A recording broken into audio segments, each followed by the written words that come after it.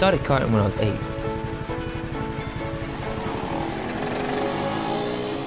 At one point, my dad had 4 jobs just to keep us karting. Imagine being in a Formula 1 car. 안녕하세요, 키미TV입니다. 레이싱 드라이버의 꿈이자 많은 모터스포츠 팬들이 동경하는 F1 드라이버. 전 세계에 단 20명만이 누릴 수 있는 영광을 위하여 수십만 명의 예비 드라이버들과의 치열한 경쟁에서 살아남은 재능과 F1 드라이버가 되기까지 엄청난 비용을 감당할 수 있는 자금력이나 스폰서십, 그 외 스타성, 국적, 심지어 행운까지 모든 조건이 갖추어져야 합니다. 이번 시간에는 F1 드라이버가 되는 방법에 대해 알아보고자 합니다. 첫 번째, F1 드라이버가 되는 경로. 대부분의 레이싱 드라이버는 커리어를 고카트로 시작합니다. 고카트란 프레임만으로 구성된 차체에 45에서 50마력의 힘을 내는 125cc 엔진을 장착한 작고 가벼운 레이스카입니다. 엔진의 출력은 매우 낮지만 차체가 가볍고 지상고가 매우 낮아서 체감되는 속도가 엄청납니다. 최상위 고카트 카테고리의 경우 최고 속도는 무려 시속 180km이며 제로백은 3.5초 만에 도달할 수 있으니 상당한 성능이라고 할 수 있습니다. 모터스포츠가 활성화된 국가에서는 유망주 발굴을 위한 카트 대회가 지속해서 개최되고 있습니다. F1 드라이버를 꿈꾸며 고카트를 시작하는 드라이버들의 나이는 대부분 10세 미만입니다. 고카트 레이싱을 통해 트랙을 달릴 때 어떻게 하면 더 빨리 달릴 수 있는지와 차량을 컨트롤하는 방법을 배우게 됩니다. 그리고 경쟁에서 이기기 위해서 어떻게 해야 하는지를 배울 수 있기 때문에 거의 모든 모터스포츠의 기본기를 익힐 수 있습니다. 전 세계 각지에서 수많은 어린이가 고카트 레이싱에 입문하고 10대 중반까지 약 5년에서 7년 정도 이 카테고리에 머물면서 치열한 경쟁을 하게 됩니다. 그리고 고카트에서 좋은 성적을 거두면 서서히 상위 카테고리 팀에 관심을 받게 됩니다. 더 높은 카테고리로 진출하기 위해 이런 어린 드라이버들의 경쟁은 프로 드라이버 못지않게 치열하며 가끔 보이는 F1 드라이버들의 다소 이기적인 모습들은 어린 시절부터 이런 치열한 경쟁 환경에서 살아남기 위해 생겨난 생존 본능이라고 봐도 될 것 같습니다. 수십만 명의 영 드라이버 중 두각을 나타낸 드라이버는 본격적인 포뮬러 레이스에 참가할 수 있게 됩니다. 일반적인 차들과는 완전히 다른 특성을 가지고 있는 포뮬러 레이스카에 익숙해지는 과정을 밟게 되는 것입니다. 이 카테고리부터는 BMW, 르노, 포드 등 다양한 자동차 회사들이 관여하며 엔진을 공급하고 있습니다. 고카트 이후 진출하는 바로 상위 클래스인 F4부터는 고카트와 달리 F1처럼 프론트 윙, 리어 윙이 붙어있는 오픈힐 레이싱카를 타고 경쟁하게 되며 조그마한 카트 전용 서킷을 벗어나 제대로 된 레이싱 서킷에서 경쟁하게 됩니다. 그들은 이미 고카트의 치열한 경쟁에서 상위 클래스로 진출한 드라이버이니만큼 프로 레이싱 드라이버가 되기 위한 결연한 의지를 가진 선수들이라고 할 수 있습니다. 하지만 냉정하게도 이 단계에서도 대부분의 드라이버가 재능과 실력의 한계, 그리고 부족한 재정적 환경으로 레이싱 드라이버로서의 꿈을 포기하게 됩니다. F4에서 살아남은 드라이버는 다시 바로 위 카테고리인 F3로 진출하게 됩니다. 오랜 역사의 F3는 유수의 드라이버들을 많이 배출했고 레이스카도 F4보다 훨씬 강력한 3.4L V6 자연흡기 엔진으로 380마력의 힘을 내며 F1처럼 DRS도 있기 때문에 F1의 입문 버전이라고 할 수 있습니다. 그리고 F3부터는 프로 드라이버로 성장할 수 있는 확실한 실력과 재능, 그리고 탄탄한 후원이 뒷받침되지 않으면 경쟁에서 생존할 수 없습니다. 물론 F3에서 GT 클래스로 이동하는 드라이버도 있기는 하지만 F3에서 활약하는 드라이버들은 대부분 F1을 목표로 하고 있습니다. 그리고 드물지만 F3에서 큰 두각을 나타낸 선수는 F1 테스트 또는 리저브 드라이버로서 F1에 직행할 수 있으며 세바스티안 베텔, 막스 베르스타펜 등이 그 예시라고 볼 수 있습니다.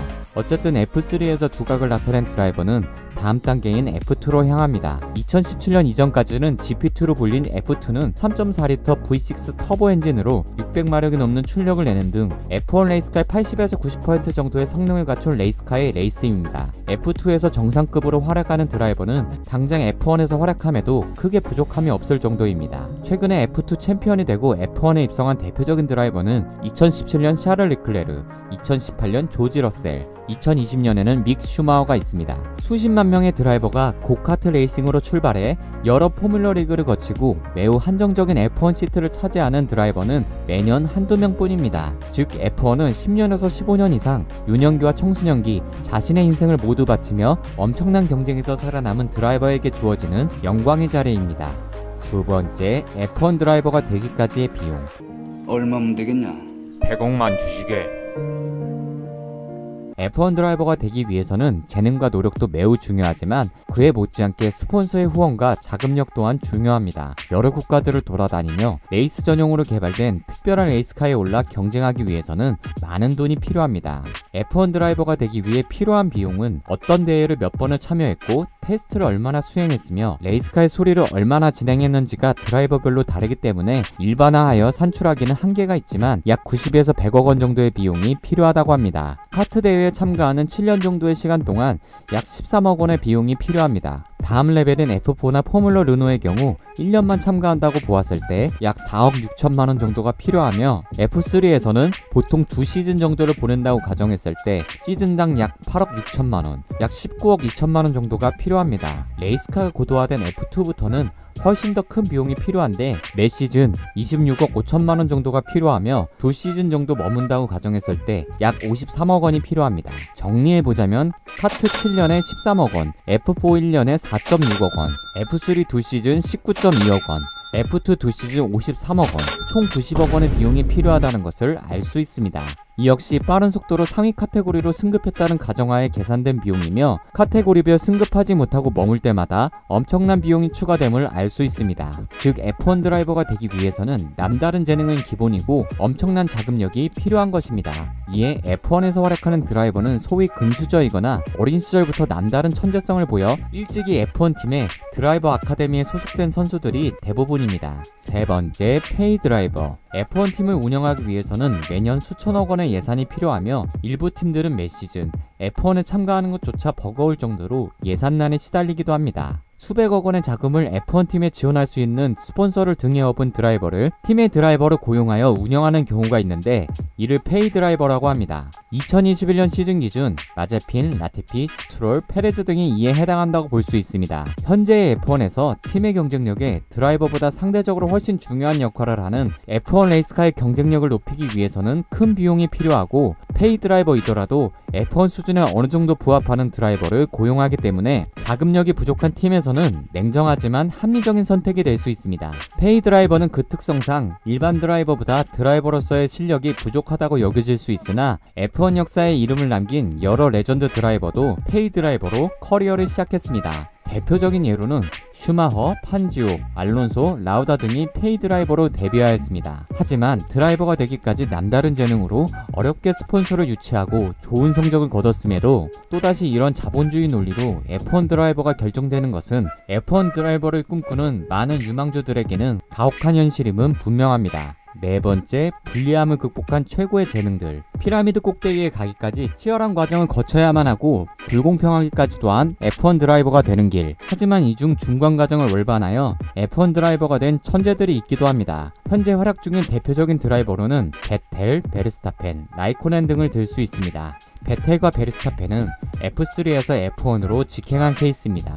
베텔의 경우 역대 최연소 챔피언 타이틀을 비롯해 20대 중반에 4년 연속 챔피언이라는 엄청난 업적을 남겼고 베르스타펜은 역대 최연소인 만 17세의 F1에 데뷔하여 만 18세에 역대 최연소 그랑프리 우승이라는 말도 안 되는 재능을 과시했습니다. 또한 키미 라이코넨은 고카트에서 F4와 비슷한 등급의 포뮬러 르노로 승급한 이후 단 23번의 포뮬러 레이스만을 참가하여 다음 단계인 F3와 F2를 월반하고 만 21세에 F1에 데뷔하기도 했습니다. 베르스타펜이 F3 레이스에 40번을 참가했던 것을 고려하면 라이코넨의 데뷔 또한 매우 특별했다는 것을 알 수 있습니다. 월반한 케이스는 아니지만 부유하지 않은 평범한 가정과 F1의 생소한 피부색을 가지고 있음에도 재능과 실력만으로 F1에 데뷔하여 역대급 커리어를 쓰고 있는 해밀턴도 금수저가 아닌 유망주들의 희망이 될 수 있을 것 같습니다. 결론을 내자면 수십만 명 중 상위 100명 이내의 드라이빙 실력을 갖추었다는 전제하에 부모님이 팀을 살 수 있는 돈이 있거나 대기업의 스폰서를 받을 수 있다면 또는 어릴 때부터 누가 봐도 세계 최고의 재능으로 보이고 F1 팀 감독의 눈에 띄는 행운 정도를 가졌다면 F1 드라이버가 될 수 있을 것 같습니다.